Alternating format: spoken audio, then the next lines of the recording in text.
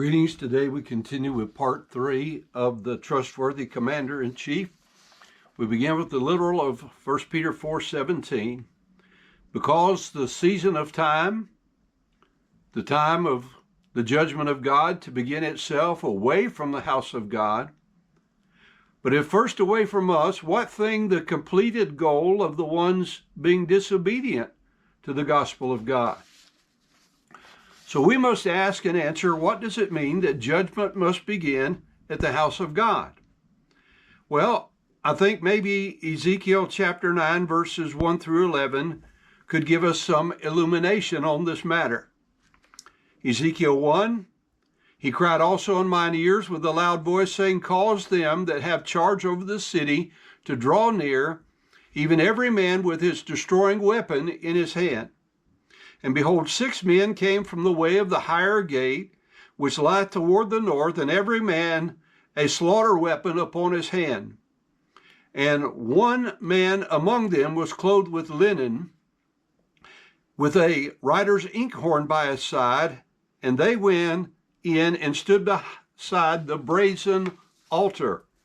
And the glory of the Lord of Israel was gone up from the cherub, whereupon he was, to the threshold of the house. And he called to the man clothed with linen, which had the writer's inkhorn by his side. And the Lord said unto him, go through the midst of the city, through the midst of Jerusalem, and set a mark upon the foreheads of the men that sigh and cry for all the abominations that are done in the midst thereof. And he said to the others in my hearing, go after him through the city and smite. Let not your eye spare, neither have ye pity. Slay utterly old and young, both maids and little children and women, but come not near any man upon whom is the mark, and begin at my sanctuary.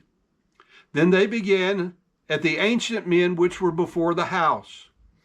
And he said unto them, defile the house, and fill the courts with the slain, go ye forth.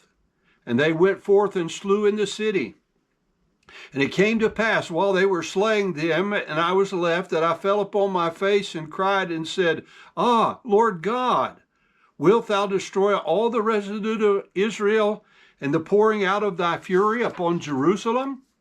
Then he said unto me, the iniquity of the house of Israel and Judah is exceeding great, and the land is full of blood, and the city full of perverseness, for they say, the Lord hath forsaken the earth, and the Lord seeth not. And as for me also, mine eye shall not spare, neither will I have pity, but I will recompense their way upon their head.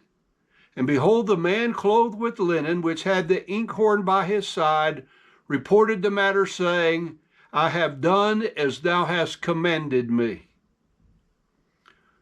Malachi chapter 3, beginning at verse 1. Behold, I will send my messenger, and he shall prepare the way before me, and the Lord whom you seek shall suddenly come to his temple. Even the messenger of the covenant, whom you delight in, behold, he shall come, saith the Lord of hosts. Who shall abide the day of his coming? And who shall stand when he appeareth? For he shall be like a refiner's fire, and like fuller's soap. And he shall sit as a refiner and a purifier of silver, and he shall purify the sons of Levi, and purge them as gold and silver, that they may offer unto the Lord an offering in righteousness.